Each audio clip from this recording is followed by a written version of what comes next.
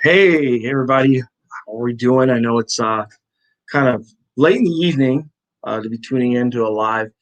Uh, Thank you if you are tuning in. I don't know if anybody's on. I actually left my phone in the other room, so I kind of forgot to text everyone like I'm about to go live. But anyway, this week I am talking about, well, here's the thing. I've been reading this book and, working on, just myself, Think and Grow Rich by Napoleon Hill for the last like 9 to 10 months. Um, and it's been a huge impact in my life.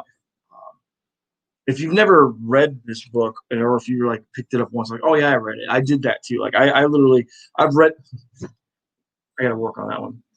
I have been exposed to this book before, probably about 10 years ago. Yeah, roughly 10 or 11 years ago. And I read through it and I was like, oh, that's interesting. It definitely still had an effect, but I failed to grasp the concept of reading something or uh, experiencing concepts and then actually studying something. Like, if you read a book or watch a movie, like, oh, I saw that one time.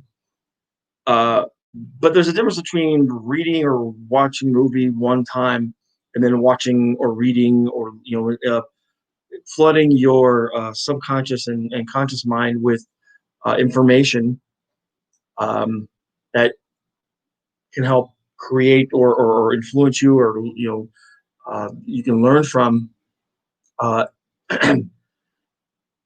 in a way that you study it. It's like I didn't when okay, here's a good example. When I was in school for engineering, I didn't casually read textbooks about thermodynamics or chemistry or calculus 3 or differential equations, big, and then like never pick it up again. I had to study the material, learn to apply it, because that's what that is exactly what being a master of your trade, master of your skill set, your chosen path is about. You need to constantly be evolving and learning, and that's what is interesting about this book. Uh, the biggest, I think, the biggest key takeaway um, is that, and this is true for the people I'm working with, that I've worked with, the people, the guys, my mentor and coaches, they all read from this book, this one in particular, at least at least probably 10 pages a day, if not more.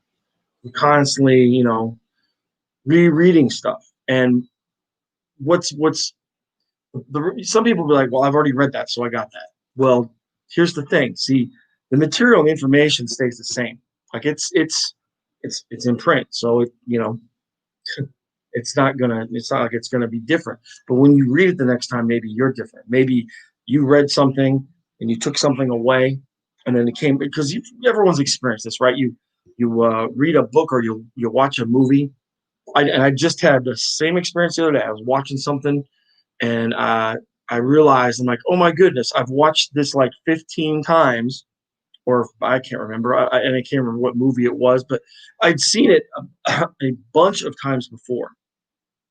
And all of a sudden, something I completely had glossed over popped out at me, and I'm like, huh, I if I'd never watched it again or reread this again, I haven't had the same experience with chapters I've read, where the first time I read it, certain areas I didn't, just I tune out, or you take in, but you're not really, you go in and out of being really receptive.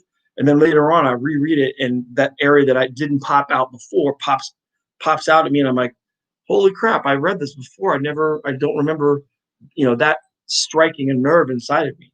And that's how we are. Um, I guess my point is that uh, you have to. This is this is a journey. This isn't like happiness or um, growing yourself. It's not like, yeah, I got to this. It's not like completing high school. They give you a diploma, you go through the ceremony and everything's like, oh, well, that was great. What next? This is a constant journey. Like our life, all of our personal experience as human beings is a constant journey and evolution. You just constantly evolving. The people who become musicians or athletes or whatever, they don't stop, or even professors, they don't stop reading and learning. After they get out of high school or college, or they get their grad doctors, nurses, they don't stop. They're constantly reading and devouring information because things are constantly changing. With information, new information comes up, and you need to be you know aware of it. Otherwise, you're going to decline and you're not going to grow. So that's what I've learned about becoming a student of this book, is that you have to. It's like anything else. If you want to grow, you have to constantly be a student, not just hey, I read that book, it was good, I saw that movie, yeah, I saw it once, probably don't remember much of it, read it once, yeah. But if you're not studying it, becoming a student of it, then you're really not growing. You just read it once, that's all. So that's probably the biggest, like, I think, thing I would say is, I've learned, is that if you're seriously devoted to growing who you are and becoming and evolving as a human being, and it doesn't have to be this book. I recommend this book. I think this book is great. But my point is, like, study it. Don't just read it once and put it away. Like, yeah, I'm better. I read that self-development, self-help book, personal development book, and I read it once and, didn't do much. Well, if you're not reading and applying the information, I mean, are you really growing? Probably not. That's what I learned about myself. I was like, wow, just reading something and then studying for the test is not good enough. I have to be reapplying the information and relearning it all the time. The biggest takeaway I could say from this book, and this is probably a lot of you are like, that sounds a little corny. Uh, the biggest takeaway is the power of thought, the power of your thinking, the power of your conscious and subconscious mind. And there's many chapters that are devoted to that. Different, your imagination, persistence, decision. All these words that we usually take kind of for granted, like, oh yeah, yeah, I know what that means. But to actually then understand these definitions, these concepts, and then trying to constantly apply them into our lives. I think sometimes we get. I know. No, I know. I don't think I know. It's easy to get distracted. You know, you sit down. You're like, I'm gonna do something really important, and then I don't know, get a phone call from a bill collector, or somebody's hey, I need help. My car broke down. Just hey, would you like to eat dinner or watch a movie instead of work on this? There's think about it. Those little electronic devices, they are created to you know access all kinds of information, but they're also a source of distraction.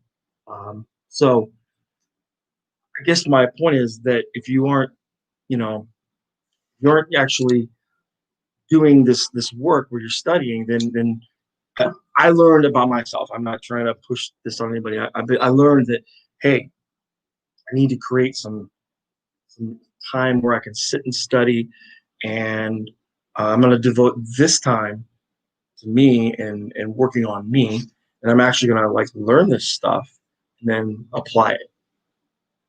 And the power of your thoughts and your thinking excuse me, are like the epicenter, the most key point. By how you visualize your future, how you literally think about things, and how much time you devote to thinking about things is what literally creates your reality. It is the most important. If there was one thing I would say take away from this, it's just think. Think about what you're thinking about, and then really become focus on becoming consciously aware of what thoughts come into your head. And then after you kind of feel like you kind of become a little more aware or cognizant of of what you're thinking about, start to focus on things you want to happen versus things you don't want to happen, or start focusing on positive things that you want to see in your life as opposed to things you don't want. 'Cause we tend to focus on the negative, and even your subconscious doesn't really, there's no, it just says, hey, I see an image. Ooh, that must be what we're focusing on. I'm going in that direction. You know, I don't want to, have to have all these bills. Well, you're just gonna, you're literally speaking that into existence. And I know that probably sounds a little counterintuitive, but it is true. It's true. So anyway, that's my kind of takeaway from this. It's a book that I would recommend to anyone. But I would say if you're going to pick this up and pick, there's a billion books that are really, really great. I've got a bunch, but this one in particular, you have to study. You have to devote time to not just reading it through from in one sitting. You have to keep it filling the cup every day. So anyway, hey, thanks for tuning in, and I love you guys, and I will probably see you at least next week, if not sooner.